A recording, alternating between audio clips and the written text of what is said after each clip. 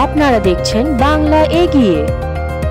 প্রথমেই সবাইকে জানাই শুভ বিজয়ার অনেক শুভেচ্ছা, বড়দের প্রণাম, ছোটদের ভালোবাসা। আমাদের গত 4 আগস্ট থেকে মাননীয় মুখ্যমন্ত্রী শ্রীমতী মমতা বন্দ্যোপাধ্যায়ের একটা সাড়া জাগানো প্রকল্প, যেটা নভেম্বর মাস অব্দি চলার কথা, আমার পাড়া আমার সমাধান। অর্থাৎ প্রত্যেকটা বুথে উনি 10 লক্ষ টাকা করে রাজ্য সরকার অ্যালট করছে। সেই বুথের এই 10 লক্ষ টাকা সেই বুথের যারা বাসিন্দা তারা ডিসাইড করবে যে টাকাটা কোন খাতে খরচা হবে। নিকাশি, সৌন্দর্যায়ন, পানীয় জল, রাস্তাঘাট ইত্যাদি। তো এটা মানুষ নিজে ডিসাইড করছে যে আমার এলাকার কোন কাজটা আগে প্রয়োজন। মানুষই তার প্রায়োরিটি ঠিক করে সমাধান করবে। এটা মাননীয় মুখ্যমন্ত্রী এইটা গত 4 আগস্ট থেকে এই ক্যাম্প সারা পশ্চিমবঙ্গের ব্লকে ব্লকে শুরু হয়েছে, নভেম্বর অব্দি চলবে। কলকাতা পৌর সংস্থার 24 নম্বর ওয়ার্ডে আজকে 16ই অক্টোবর এটা আমাদের শেষ ক্যাম্প, এবং প্রচুর মানুষ এখানে আসবে।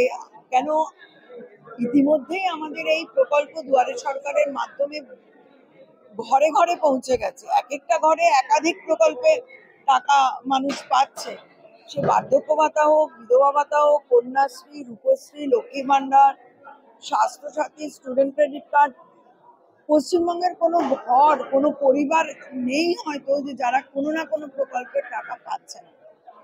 আমাদের এখানে আজকে এটা শেষ ক্যাম্প, এবং 15ই জানুয়ারির মধ্যে এই আমার পাড়া আমার সমাধানে যে কাজগুলো উঠে আসবে সেই কাজ সম্পূর্ণ হয়ে যাবে। তো দুয়ারে সরকার যেরকম একটা সারা পৃথিবীতে সারা জাগানো প্রকল্প, আমার পাড়া আমার সমাধানও তাই। প্রত্যেকটা বুথে বুথে, অর্থাৎ পশ্চিমবঙ্গের কোনো কোনায় উন্নয়নটা বাকি থাকবে না এই কর্মসূচির মাধ্যমে, ক্যাম্পের মাধ্যমে।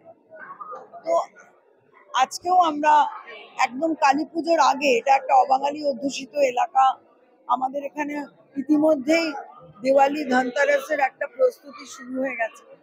তা সত্ত্বেও মানুষ আসছে কারা? যাদের বার্ধক্য ভাতা সবে 60 পেরিয়েছে, বা যার ধরুন কোনো অসুবিধা হচ্ছে, কন্যাশ্রীর টাকাটা ঢুকছে না, লক্ষ্মী ভান্ডার যাদের 25 বছর হয়ে গেছে নতুন স্কিমে নাম তুলবে, এই রকম। কেন, বেশিরভাগই এই স্কিমের আওতাভুক্ত পরিবারগুলো।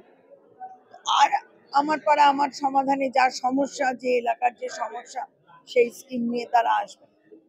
তো এখানে ক্যাম্প খুব ভালোই চলছে, এবং আমরা প্রচন্ডভাবে আশাবাদী যে আগামী বিধানসভা নির্বাচনের আগে পশ্চিমবঙ্গের একদম দার্জিলিং থেকে দক্ষিণে পাথর প্রতিমা বা পূর্ব পশ্চিমে যদি দেখি, কোনো কোনা কোনা এই উন্নয়ন পৌঁছে যাবে, এবং সেই যে উন্নয়নের যে প্রভাব মানুষটি উপকৃত হয়েছে সেটা আমরা ব্যালটে প্রতিফলিত হবে। আমাদের প্রতিদ্বন্দ্বী তো পশ্চিমবাংলায় কেউ নেই তৃণমূল কংগ্রেসের। বিজেপি যে আমাদের একটা বৈষম্যমূলক একটা বার্তা দিতে চাইছে, ধর্ম নিয়ে রাজনীতি করছে, এইসব নোংরা মনোবৃত্তি পশ্চিমবঙ্গের মানুষ মেনেও নেবে না। আর পশ্চিমবঙ্গে সবসময় ভোট হয় উন্নয়নের নিরিখে, এবারও তাই হবে। উন্নয়ন যেভাবে দ্রুত গতিতে এগিয়ে চলেছে, সেখানে কিন্তু পিছন ফিরে তাকানোর আর কোনো জায়গা নেই। মানুষ মন থেকে ভেবেই নিয়েছে 26-এ আসছেন আমাদের নেত্রী মমতা বন্দ্যোপাধ্যায়, এবং আরো অনেক বেশি সিট। এবং আমাদের এই পাড়ায় পাড়ায় প্রকল্প কলকাতা গ্রাম যে কোনো জায়গায় অভূতপূর্ব সাড়া ফেলেছে। অনেক মানুষ আছেন যে বয়স হয়ে গেছে, হয়তো তারা এই মুহূর্তে আমার ওয়ার্ডের বাসিন্দা, ভোটার, কিন্তু ছেলে বা মেয়ের কাছে গিয়ে আছে, তারা ফোন করে করে জানতে চায় যে কবে হবে আপনাদের ওখানে, আমি তাহলে আসবো, এসে আমার হয়তো বার্ধক্য ভাতাটা হয়নি, করিয়ে যাব। তো এটা একটা অভূতপূর্ব সারা, মানুষের সাথে প্রতিনিয়ত যোগাযোগ হচ্ছে, খুব ভালোভাবে ক্যাম্প চলছে।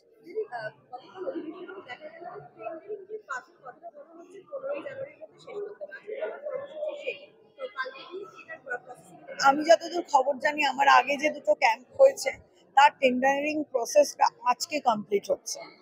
তাহলে আমার আজকে যে ক্যাম্পটা হচ্ছে এটা আশা করি আর এই মাসের মধ্যেই হয়ে যাবে।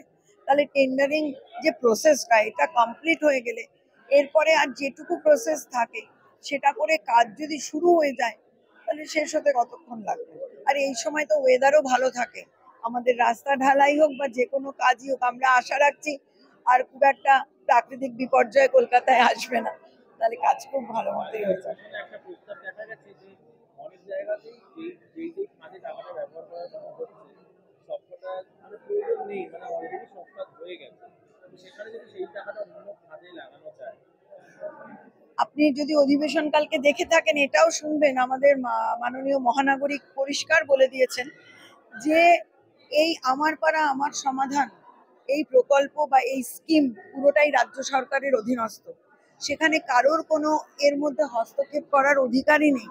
এবং মেয়র স্বয়ং বলেছেন যে এটা পৌর সংস্থারও রাইট নেই যে তার যে পলিসি সেটা চেঞ্জ করা। তাহলে যে বুথে 10 লক্ষ টাকা খরচার জায়গা নেই তার যতটা খরচা করা প্রয়োজন সে সেটাই করবে। এরকম একটা প্রস্তাব এসেছিল, যদি ধরুন আমার 20টা পার্ট, আমার 15টা পার্টে 10 লক্ষ টাকা ব্যবহার হয়ে যাচ্ছে, বাকি 5টা পার্টে হয়তো পুরো 10 লক্ষ টাকা ইউটিলাইজেশন হচ্ছে না, কিন্তু যে 15টা পার্টে 10 লক্ষ টাকা ইউটিলাইজ হচ্ছে সেখানে হয়তো আরো একটু টাকা হলে কাজটা আরো ভালো হতো। যে আমি এই বাকি 5টা বুথের টাকা যে আমি ওইদিকে নিয়ে যাব সেটা বোধহয় করা সম্ভব নয়, এইরকমই কালকে মাননীয় মহানাগরিক বলেছেন। তাহলে আমাদেরও সেইভাবেই চলতে হবে।